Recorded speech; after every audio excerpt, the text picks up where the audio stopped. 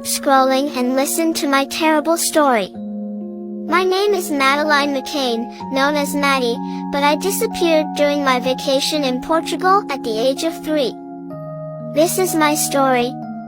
I was born on May 12, 2003, in Leicester, and I have a twin sister and brother, Sean and Nellie, who are 2 years older than me.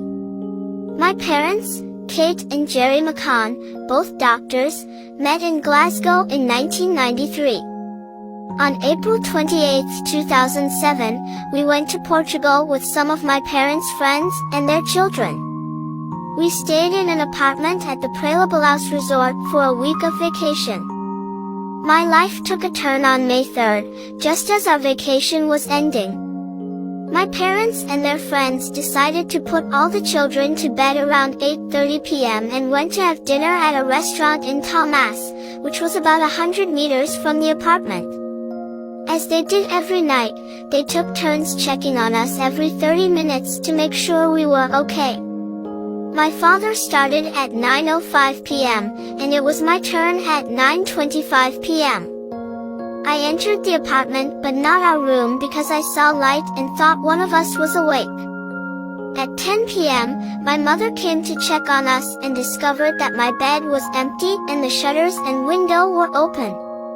She panicked and ran back to the rest, screaming that I was missing, and everyone started searching for me. The police arrived 40 minutes later.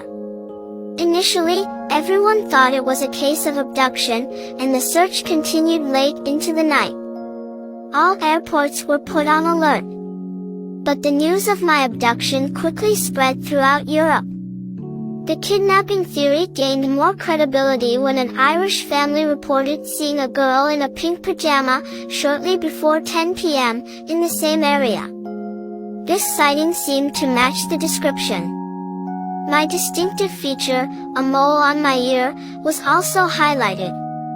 Robert Murat was the first man to be suspected due to his significant involvement in the investigation, but he was released due to lack of evidence. 4 months later, my parents became persons of interest in the Portuguese police investigation, as they were suspected of accidentally causing my death. Bloodstains and traces of my DNA were found in a car rented by my parents 25 days after my disappearance. It was believed that they had administered Calpol to help me sleep on that fateful evening of May 3rd, and the possibility of an overdose was considered. However, they were later cleared due to insufficient evidence. My parents continued their search and enlisted the help of investigators and Scotland Yard. Several leads were pursued, including the possibility of involvement in a pedophile network or an illegal adoption network. Nearly a decade and a half have passed since my abduction, and the investigation has cost £12 million.